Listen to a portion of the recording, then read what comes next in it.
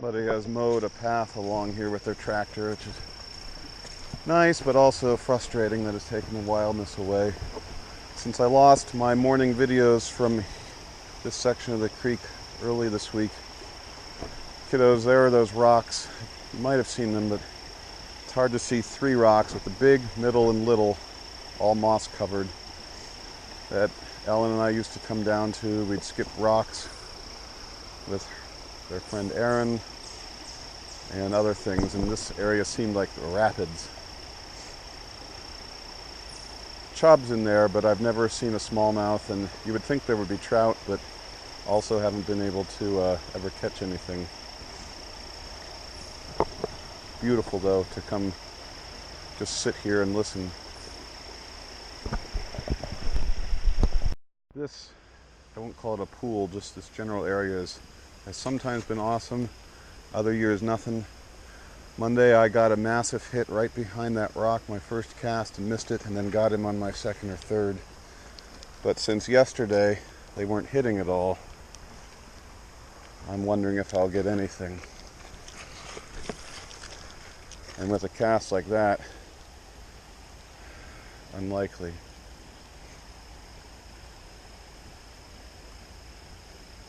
The tube bait really, now that I've seen both sides of it, it seems to be something that I don't understand. There are some days where they will hit every single color,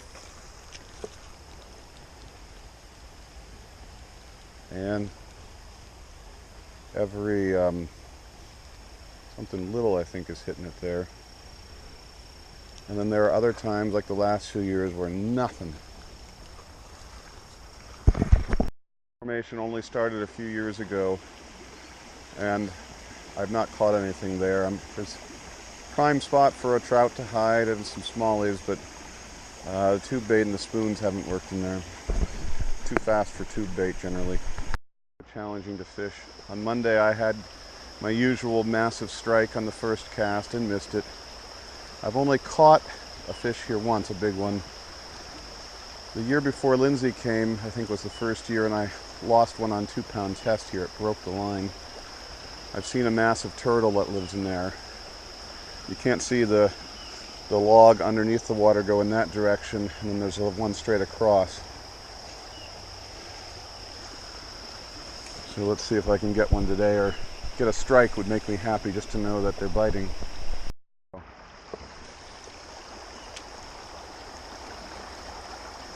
Now I've got to be careful of getting over that log.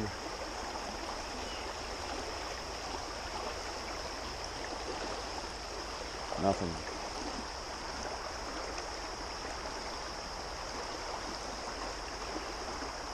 One more cast, and then whatever is different.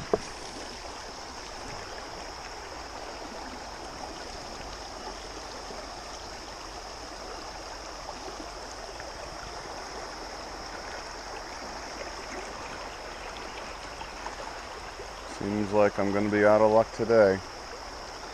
Nothing. Not a bite. This is no longer considered acceptable. Just to throw your old appliances and big things down a ravine where, quote, nobody will see it. Also, I finally realized, so the rocks I showed you kiddos, there was a drive, like a hillside that had been driven on, and lots of initials carved into some of those beech trees. I remember us kids noticing when we were young, and I never understood, and it just dawned on me now that I've seen what Chrisley's Mill Dam looked like, and apparently, excuse me, the pond that was there looked like that must have been a road people would drive down to either sit there or maybe to, that was how they got down there. I'll bet a lot of money. That was interesting to realize. Not in the water Monday, so I'm pretty sure that the thunderstorm, that very violent one, the night I went out with my parents to eat, did it. Look at that splinter. I don't see a burn mark. I find it hard to believe, though, that rain would have splintered that tree like that. That's really cool. Those great spots. I think my videos got lost for here on Monday as well. That tree has now fallen. It's quite deep around that bend. 2 carp live there. I've caught a trout here, a couple trout.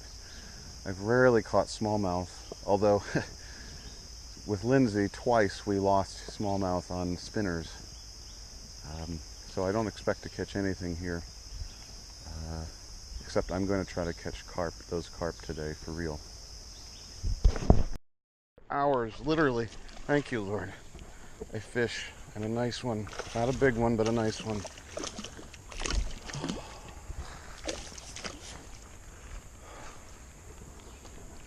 Good way to say goodbye.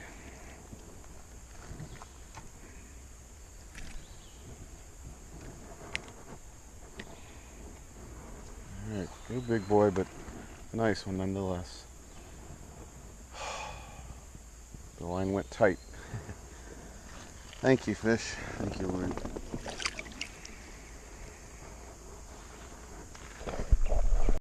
And thought, I think that tree fell and hit that one hard enough to snap it, because there's no burn marks. I think that one, that's my opinion.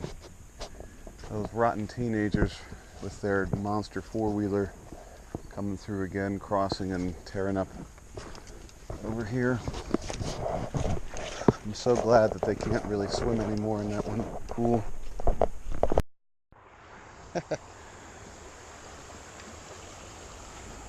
Alright, not my ideal final fish. I thought that smallie was, but I'll take a fish today. I actually may get a fish here. I got the line hanging over.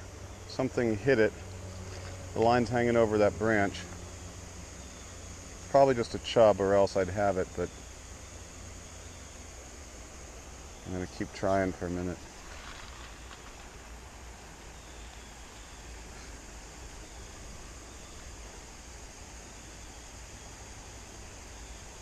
Come on, fish.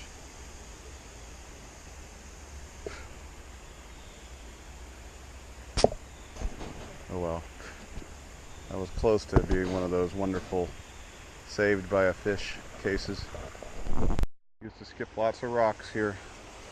Lots of good ones. Although Aiden, Owen, and Grayson, there are some other places along here that have just phenomenal amounts of perfect skipping stones.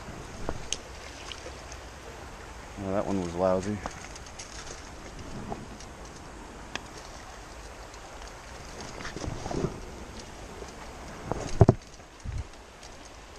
Alrighty, see you later, Wolf Creek.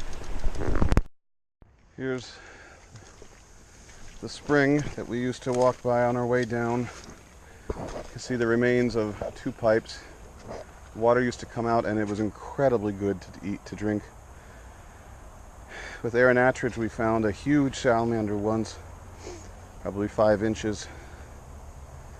Based on the 23-inch hellbender at Slippery Rock Creek that the EPA guy told me about.